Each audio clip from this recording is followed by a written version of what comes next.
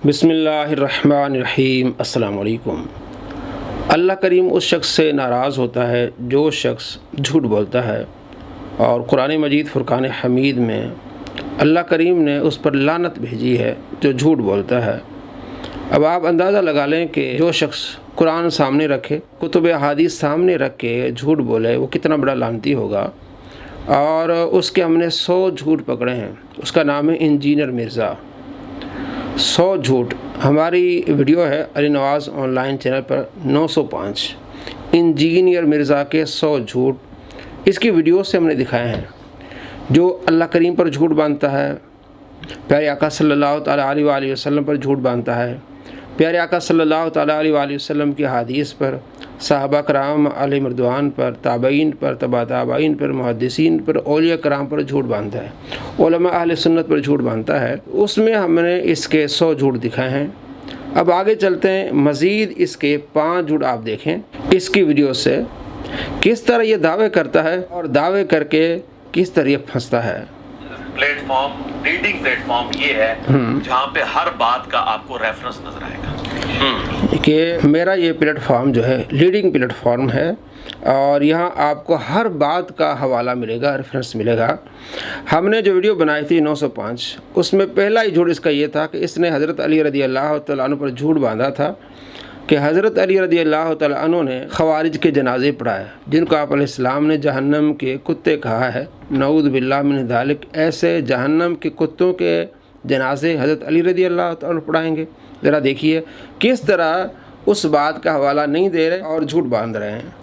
मौला अली अलैहिस्सलाम ने एज ए लास्ट रिजॉर्ट उनके साथ खिताब भी किया जब मुसलमान कत्ल करना शुरू किया। लेकिन आप अहले सुन्नत, अहले तशय्युअ दोनों की तारीख की किताबें उठा के देखें, मौला अली ने उनके जनाजे भी खुद पढ़ाए उन खवारिज के जो मौला अली को काफिर कहते थे। ये सवाल जो है ना वो व्हाट्सएप में बहुत ज्यादा आ रहा है।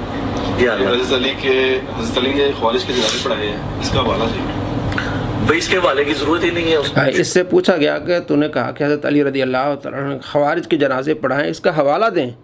तो आएँ बाएँ शाएँ और जनाब पानी में मदानी की बातें कर रहा है। ज़रा देखिए और सुनिए। मुनाफिक भी नहीं जो इसके हवाले की जरूरत नहीं। पहले तो आप कह जनाब हर बात का रेफरेंस होता है, हवाला होता है। अब कह रहे हवाले की जरूरत ही नहीं है। जनाब क्यों जरूरत नहीं है? अब दें आप। नहीं, जो मुशरिक भी नहीं। अब वो क्या है? पहले आपसे सवाल है, बोलो ना, क्यों गए हो? मुसलमान का जनाजा पढ़ना चाहिए कि नहीं पढ़ना चाहिए? तो बस इसके अंदर रिप्लाइड है। चलो आपने तारीख की जिक्र किया, तारीख की किताबों में मेरे भाई जवाब दे दिया उसूली। मेरे भाई पानी में मदानी ना मारे, पानी में मदानी ना मारे। जवाब दे दिए जनाब, उसूली तौर पर जवाब दे दिए, पानी में मदानी ना मारे। दोस्तों आपने देख लिया किस तरह का बड़ा दावा कि ये वाहिद प्लेटफॉर्म है जहाँ हर बात का रेफरेंस दिया जाता है, उसका हवाला दिया जाता है। जनाब 2 हवाला। आपने हज़रत अली रज़ी अल्लाह तआला अन्हु पर झूठ बोला कि वो खवारिज के जनाजे पढ़ाते थे, नऊज़ बिल्लाह मिन ज़ालिक, जिनको मार मार के ढेर बनाया, जिनके बारे में आप अलैहिस्सलाम का फरमान जहां वो खवारिज तुम्हें मिले उन्हें कत्ल कर दो। तो हज़रत अली रज़ी अल्लाह तआला अन्हु पर झूठ बोला कि जनाब उन्होंने खवारिज के जनाजे पढ़ाए। जब इनसे पूछा गया बताओ हवाला कहाँ है, कहता पानी में मंदानी न मारो, बस मुसलमान होंगे, उन्होंने उनका जनाजा हुआ होगा। भाई जनाजा हुआ होगा, किसने पढ़ा? तुमने तो दावा किया कि मौला अली ने जनाजा पढ़ा है, वो किधर है? ये सारे दावे हैं, झूठ है। इसलिए मैं कहता हूँ इस सदी का सबसे बड़ा झूठा है। और मज़े की बात यह कि इसके जो चेले हैं, बजाय ये कि आपको मालूम हो गया कि ये झूठा शख्स है, अब इसका दिफा करते जनाब आप बताएं ना कि हज़रत अली रज़ी अल्लाह तआला अन्हु ने उनके जनाजे नहीं पढ़ाए। आप बताएं ना भाई, दावा आपने किया है कि अहले सुन्नत की किताबों में मौजूद है, अहले तशय्युअ की किताबों में मौजूद है। हम कहते दिखाओ, हमारी किताबों में तो है ही नहीं। बुखारी पढ़ लें, मुस्लिम पढ़ लें, नसाई पढ़ लें और तारीख़ की किताबें पढ़ लें, उसमें तो ऐसा है ही नहीं। झूठ का फिर दिफा, यानी एक लानती आदमी का दिफा करने वाले कौन होंगे वो आप खुद समझ लें। आगे देखिए कि किस तरह लोगों की नमाजें ख़राब करवा रहा है। कितने लोग होंगे जिन्होंने अरबी सीख ली होगी? अच्छा, चूंकि अक्सरियत को नहीं आती है, लिहाजा उनके लिए फिर एक और तरीका मैंने तजवीज़, एक और तरीका। अच्छा जी, हाँ जी जनाब। तरीका ये है कि आप अपने जो मोबाइल फ़ोन है, स्मार्टफोन, उनका पॉजिटिव यूज़ भी करें, इसे एयर फ्लाइट मोड में करें। उसके बाद जो कुरान की तिलावत हो रही हो उसको आप امام کے پیچھے کھڑے ہو کر ترجمے والا قرآن کھولیں، ساتھ عربی بھی ہو تو ساتھ ساتھ اس کا ترجمہ بھی پڑھتے جائیں، عربی پہ بھی نظر رکھیں، اور یوں آپ مصحف کو کور کر سکتے ہیں۔ جی دوستو، آپ نے سنا اس کا پورا جملہ۔ یہ بہانے بناتا ہے کہ ہماری ویڈیوز کاٹ کے دکھاتے ہیں۔ اب آپ نے دیکھا کہ آپ امام کے پیچھے نماز میں کھڑے ہو جائیں اور موبائل کھول لیں، اس میں امام قرات کر رہا ہے، آپ عربی پر نظر رکھنے اور ترجمہ پڑھتے جائیں، یعنی امام کی قرات نہیں سننی، اللہ کے فرمان کی مخالفت، لوگوں کی نماز خراب کرنا۔ اعوذ باللہ من الشیطان الرجیم، بسم اللہ الرحمن الرحیم، وَإِذَا قُرِئَ الْقُرْآنُ فَاسْتَمِعُوا لَهُ وَأَنصِتُوا لَعَلَّكُمْ تُرْحَمُونَ۔ سورہ الاعراف آیت نمبر 204 میں اللہ کریم فرماتا ہے، جب قرآن پاک پڑھا جائے خاموش رہو، غور سے سنو تاکہ تم پر رحم کیا جائے۔ جو آدمی ترجمہ پڑھ رہا ہے، اردو میں پڑھ رہا ہے، انگلش میں پڑھ رہا ہے، تو وہ تو خاموش نہیں ہے، غور سے بھی نہیں سن رہا، اس پر رحم ہی نہیں ہوگا۔ یہ چاہتا ہے کہ مجھ پر رحم نہ ہو اور میرے ماننے والوں پر رحم نہ ہو، تو ایسے آدمی کے پیچھے جانے سے آدمی جو ہے وہ غضب ہی لیتا ہے۔ اللہ کریم نے قرآن پاک کے بارے میں حکم یہ فرمایا، قرآن پاک پڑھا جائے تم خاموش رہو، غور سے سنو، یہ کہتا ہے پیچھے پڑھتے جائیں، اور اس سے تو لوگوں کی نمازیں خراب ہوں گی۔ اردو میں آپ پڑھتے جائیں ترجمہ نماز میں، اور ایک تو قرآن کی مخالف، دوسری آپ صلی اللہ تعالیٰ علیہ وآلہ وسلم کی سنت کی مخالف۔ جب آپ نے موبائل اٹھا کے نماز پڑھانی ہے تو آپ صلی اللہ تعالیٰ علیہ وآلہ وسلم کی جو سنت ہے کہ دائیں ہاتھ بائیں ہاتھ پہ رکھنا ہے اور ناف کے نیچے رکھنا ہے، اور بعض علماء ناف کے اوپر بھی رکھتے ہیں، یہ سنت ہے آپ علیہ السلام کی، تو سنت کی بھی ترک ہو جائے گا۔ اور انہی کے باب البانی کی کتاب جس میں وہ لکھتے ہیں جناب نماز نبوی، کہ جہاں سجدہ کرنا ہے وہاں آپ نے نگاہ رکھنی، یہ بھی سنت ہے، تو یہ ساری سنتیں چلی جائیں گی۔ اور یہ عمل کثیر ہوگا کہ آپ قرآن پاک اٹھا کے یوں پڑھ رہے ہیں، آپ ورقے چینج کر رہے ہیں، اس سے نماز خراب ہوگی۔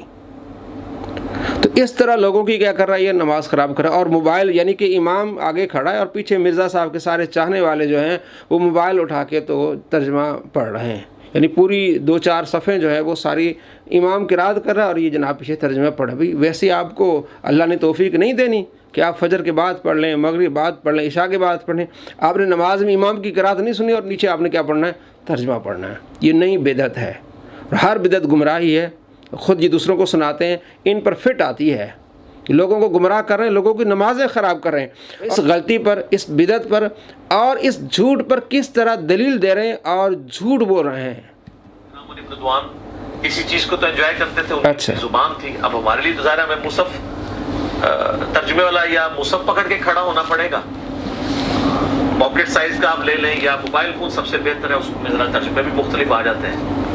اس کے اوپر میری آلریڈی ویڈیو ریکارڈڈ ہے، تراویح میں قرآن دیکھ کے پڑھنا، تو میں نے اس میں بتایا تھا صحیح بخاری میں امام بخاری نے باقاعدہ چیپٹر کی ہیڈنگ میں لے کر آئے ہیں کہ سیدہ عائشہ سلام اللہ علیہا ہماری ماں، ان کا ایک غلام تھا جو انہیں مصحف پکڑ کر قیام اللیل کروایا کرتا تھا، اور اس کی پوری سند سنن کبریٰ البیہقی کے اندر اور مصنف ابن ابی شیبہ میں موجود ہے، پوری سند۔ یہاں تو تعلیقاً آئی ہے کہ سیدہ عائشہ کو وہ غلام پورا قرآن پڑھایا کرتا تھا، اس کے پیچھے نماز نیت کرتی تھی، ظاہر وہ محرم تھا غلام ہونے کی وجہ سے، اور وہ اپنے ہاتھ میں مصحف پکڑتا تھا۔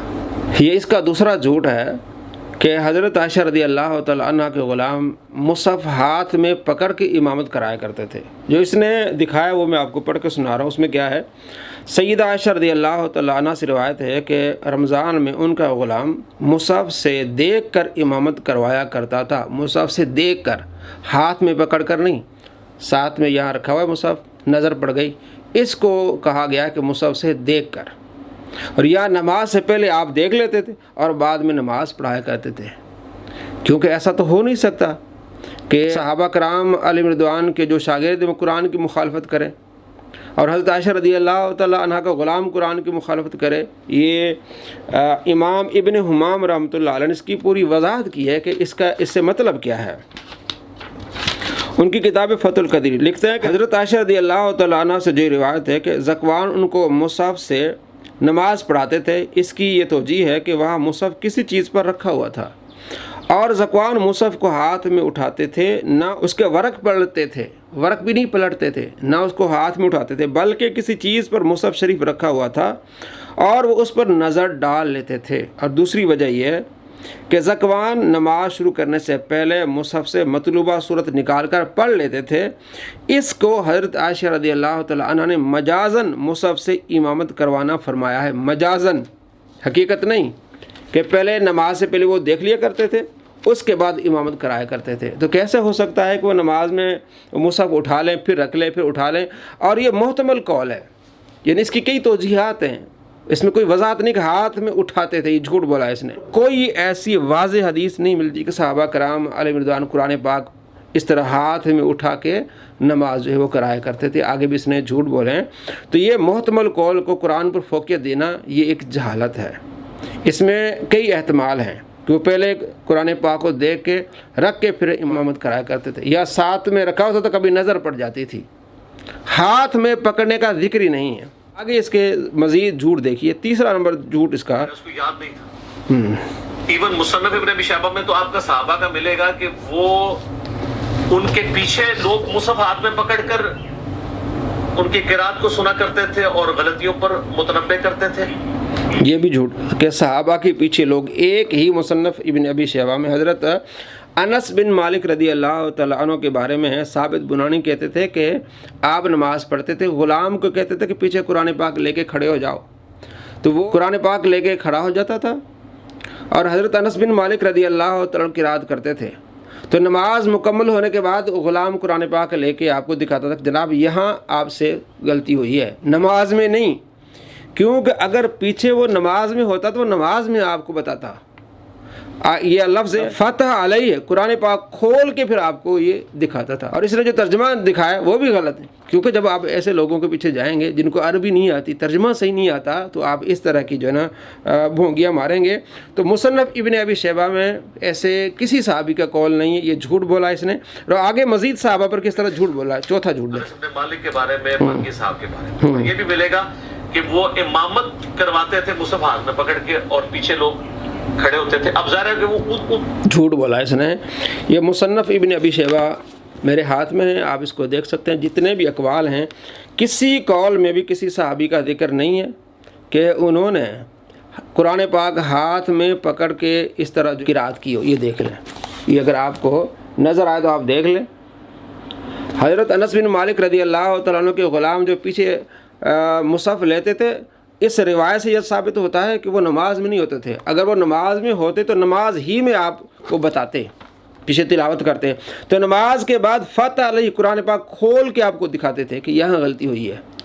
حضرت انس بن مالک پر جھوٹ اور صحابہ کرام علیہ رضوان پر جھوٹ کہ وہ نماز میں امامت کراتے ہوئے مصحف پکڑتے تھے، یہ جھوٹ۔ جتنی روایات آپ دیکھیں گے مصنف ابن ابی شیبہ میں، آپ کو کہیں بھی نہیں ملے گا کہ وہ صحابہ کرام علیہ رضوان مصحف ہاتھ میں پکڑ کے امامت کرایا کرتے تھے۔